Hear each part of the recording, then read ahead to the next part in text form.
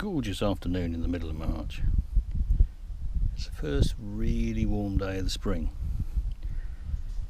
and we can see here that even a week ago all these bluebells, which are in the green, so not flowering yet, were about half this height. So they've suddenly got a wiggle on and got much taller. Won't be long before we start seeing flower spikes and start then seeing flowers. What I wanted to show you here was on the shady sides of this large oak tree. There's an area here which seems to be covered in failed nuts. I say failed nuts because they haven't germinated and haven't produced trees. The most common one here is these, which is hazelnuts.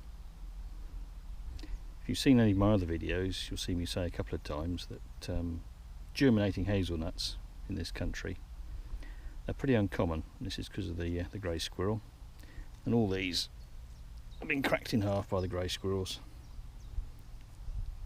It's been beaten to the punch on this one. See the hole in it? That's had a boring beetle larva or worm or something similar. It's been laid in it when it was developing, and then that's eaten the nut out and then hatched and gone away. And poor old squirrel nutcase has broken it apart, and he's got nothing. Also in here there are acorn hulls, which is what these are.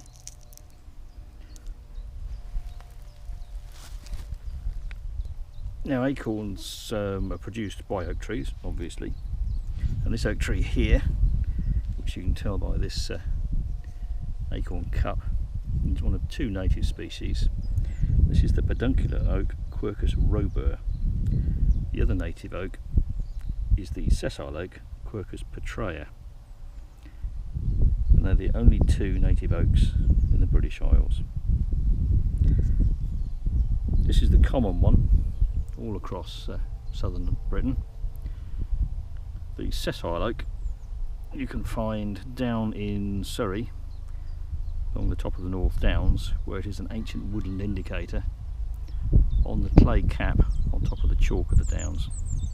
Also find it in West Wales, where it seems to be fairly common. But both that and the usual oak, Quercus robur, the pedunculate oak, get parasitised by the knopper gall, which is a little gall wasp. This is a knopper gall, spelled Knopper, and basically the wasp lays its egg in the developing young oak acorn primordium, and the grub hatches and grows and produces chemicals which make the acorns this strange shape. And the grub is safe in there, got plenty of food, and when it's ready to hatch out into an adult, it bores a hole in the top and escapes. Some years this can take over 90% of the acorn produce, the mast, in that particular year. You can just see on the bottom of this knopper gall, got the remains of the acorn cup. So the acorns turned into that. That's not fertile. And basically knopper gall came into the country from Turkey, or areas thereabouts, after the introduction of Turkey oak, which was brought in by the Victorians, because over in its native range it produces quite good timber at a relatively good rate. In this country, unfortunately, although it grows rather fast, it tends to ring shake, so it falls apart, in inverted commas, separates along the annual rings at intervals throughout the width of the tree. So if you were to take a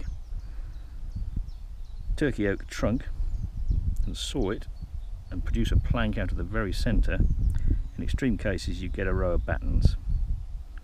Turkey oak, Latin name is Quercus ceris, so it's closely related. Knopper gall alternates generations. It requires a native oak and Turkey oak. And one generation will use the Turkey oak, next generation will use the English oak, and then back again. And it was apparently introduced into Britain by holidaymakers going to Turkey, coming back, and probably their kids bringing back these rather strange things. And then when they got back, their parents chucked them out, and the wasp hatched, flew off, and started doing its thing in Britain, finding both of its host species. Got various other things around here as well, including squirrels brought this in. They grow fodder maize on this farm to feed the cattle, and some of it makes its way over here via squirrel power. And I did see, there we are, there are sweet chestnuts in this wood, and this is a hull of a sweet chestnut that's been brought over by the squirrels again. And over here, dropped off, this is ivy fruit. These are now mature in March, and they're very rich in fats and very good for birds. And you can see here, a little bit of a wider view, there are lots and lots and lots of hazelnuts and acorns, all been eaten, all by squirrels. Hope that was of interest.